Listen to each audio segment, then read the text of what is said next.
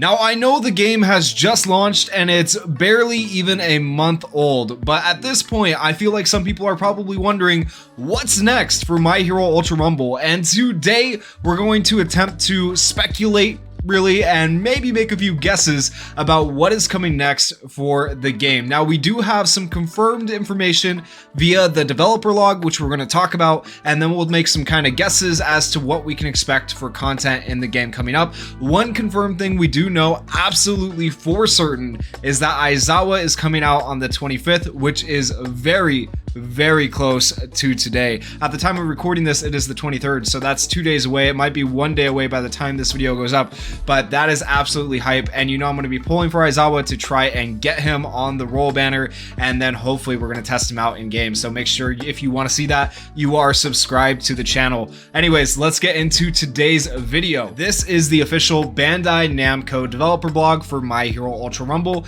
We have a few images here and a little bit of text that is important to read, so let's go ahead and read through this right here. Each season will last approximately 2 months. We already knew that. In case you wondered where that confirmation came from, it came from right here. And we'll introduce a new playable character, so that's at least one guaranteed playable character per season. So this season it is Aizawa, who's coming out soon, and then next season it is going to be Endeavor, supposedly. There will be 3 different types of events. Now, this is the interesting thing, right?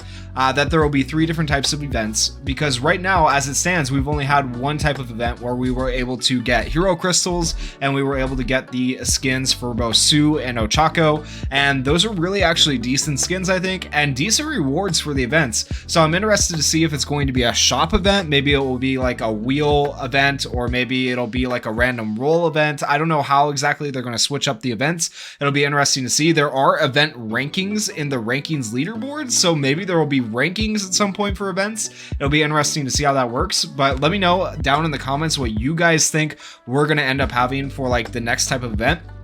If I were to guess, I'm going to guess that it's probably some sort of ranked event where you can place higher and get better rewards, and if you place lower, you get, you know, not so good rewards. That would be my guess. I would guess they're going to move into those, but we'll have to see.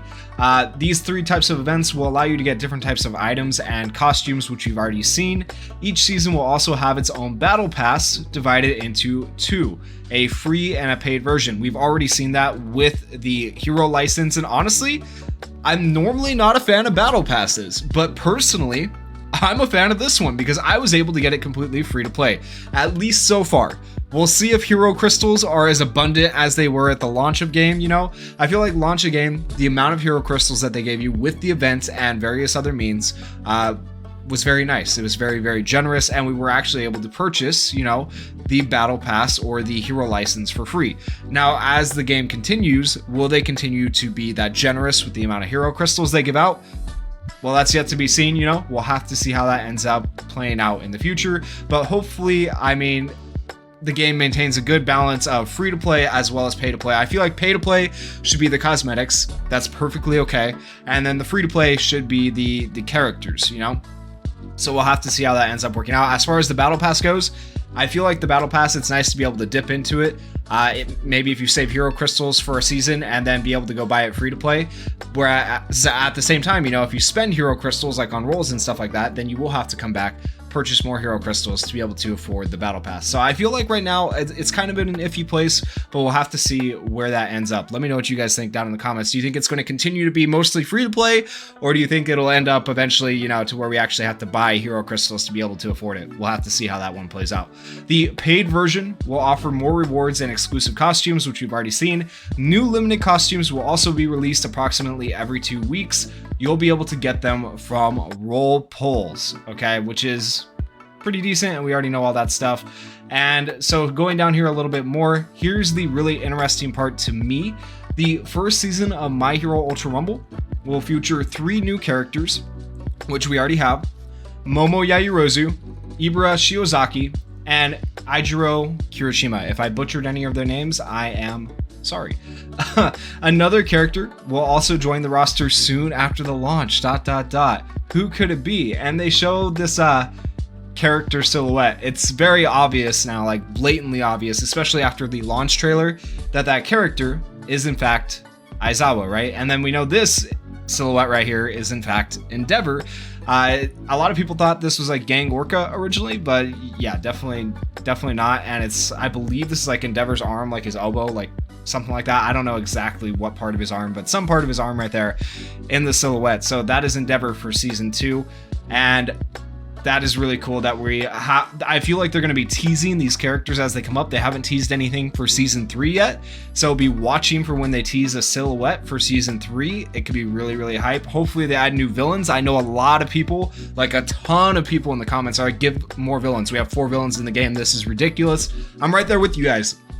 I want to see more villains. I would love to see more villains. And I know All For One is definitely on that list. And if I were to guess, All For One is going to be one of those next-ish characters. But let me know what your guys' guesses are down in the comments for what villain character could be next. I know a lot of people would love to see Stain, but I feel like that's one of the characters they're going to keep in their back pocket. You know, if they ever want to make a lot of money, release Stain. So I feel like they're going to hold on to that one for a little bit, but we'll have to see. The future seasons will add more characters, rules, and battle systems. This is important. And other surprises. So like they have so much planned for the game that's not even in the data mines, because we have data mines that kind of shows us costumes and things like that, as well as the potential for a new map. But they have also said that they're going to be changing rules and battle systems, which was not at all in the data mine.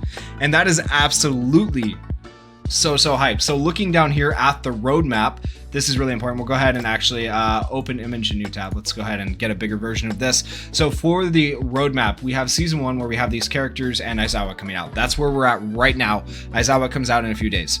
Season 2, okay? Remember, each season lasts approximately 2 months. Season 2, we will be getting new rules. New rules, what does this mean? I'm gonna guess, okay? New rules potentially means a different version of the Trios Battle Royale that we have right now. We might see like a sped up version of the Trios Battle Royale. We could potentially see, and this part is probably wishful thinking on my part, something that I know a lot of people want and would be very cool to see would be like a duos queue. I don't know if they would do solos queue because they want to keep, you know, the trios queue filled, which is why I believe originally they didn't launch with more than one type of queue option, because they wanted the lobbies to be full. They didn't know how well the game was going to do. I feel like the game has had a massively welcoming reception by the community, and it's had a really, really good launch, probably better than they expected. And so I think now they might transition into doing things like duo and solo queues, maybe. That would be really cool to see, but that could potentially be the new rules that we see for season 2, which I think would be absolutely hype. Let me know what you guys think down in the comments. So I'm going to say that all throughout the video. Let me know what you guys think down in the comments, because I really want to know, and share your opinions, because I think this is some great stuff, and you know, it's fun to speculate. Season 3, new battle systems under development. So now new battle systems makes me wonder though, what is the difference between new rules and new battle systems? I gotta think that maybe new battle systems is what I was talking about when I said duos and solo queues. I'm thinking that might come season 3.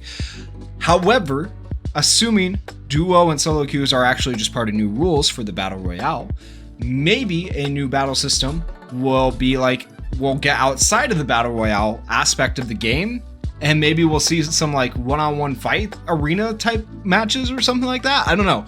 That is like a very big jump from Battle Royale to something different, but just a guess on my part, and I think that would be really cool to see. I feel like there's just so much potential for this game, guys. I am so excited to see where it goes. I am so happy with the communication on the recent bug fixes that they've been putting out on Twitter. The fact that they've given us a roadmap for what they plan to do with the future seasons. I am just so happy with this game for Bandai. I am blown away. I am generally blown away. Like, I never thought a Bandai game would be this good. I never thought the developers would be this good at communicating, and now my only hope is that it keeps up. You know, they keep it up, they maintain the game, they get crossplay going soon, because a lot of people want that, and that's going to be sick. And I'm just super looking forward to where this game takes us in the upcoming end of the year and the upcoming year coming up. Let me know what you guys think down in the comments. Once again, last time I'm going to say it, and if you guys enjoyed the video, please go down there, hit that like button, hit that subscribe button, and thank you guys so much for watching. Peace.